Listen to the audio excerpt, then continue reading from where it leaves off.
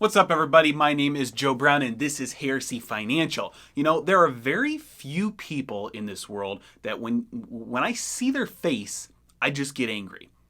Meryl Streep is one of them, and the other one is Neil Kashkari. I don't know what it is about it, but every time I see a picture of him, it just gets me. But regardless of how I feel about him, he has recently come out and said things that are in stark contrast to some things other people at the Fed have come out and said, namely Jim Bullard. So we're going to look at what they recently said about the future path of monetary policy and how action speaks louder than words, and really they can say all they want, but what the Federal Reserve is actually doing is a little bit more important. Ready? Let's dive in.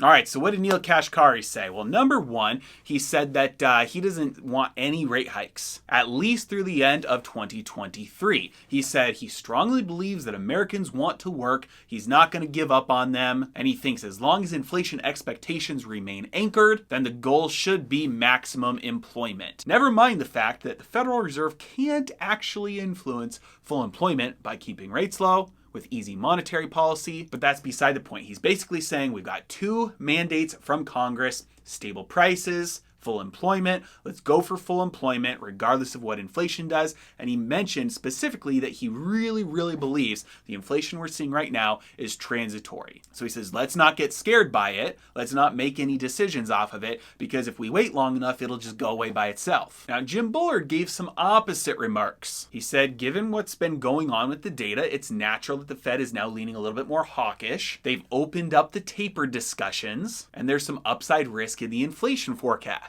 Further than that, rate hikes might be as soon as in 2022. And the kicker here was that he basically acknowledged the Fed's role in blowing up another potential housing bubble. He said, we don't want to get back in the housing bubble game. We saw what that did in the early 2000s, and it's possible that by buying mortgage-backed securities, we're contributing to the high cost of housing right now. Now, like I said, these are just words. It shows that the Federal Reserve is divided. It shows that there's some disagreement on what the data is showing about the future of where monetary policy needs to go. But what's even more important is what the Federal Reserve is doing. And I know they're talking about the future, and this is what they're doing right now, but what they end up doing in the present is all that really matters. And this week, the Federal Reserve's balance sheet data was updated, and they passed $8 trillion on their balance sheet for the first time in history. And not only that, but their purchases this week were higher than any of their weekly purchases over the past 3 months. Their balance sheet on Wednesday, June 9th was $7.95 trillion, compared to this Wednesday, June 16th, $8.06 trillion. So it was $100 billion, a little over $100 billion in just 1 week. I said it before, but it's all one trade now. The entire market hangs on every word and action of the Federal Reserve, and that's why the Federal Reserve employs teams of people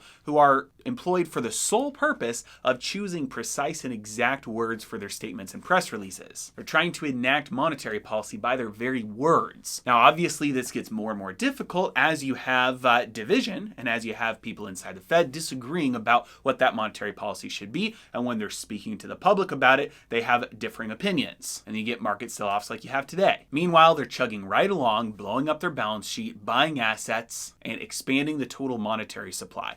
And on top of that, the Treasury General account back down to $650 billion or so as of this week. Again, they're still draining it.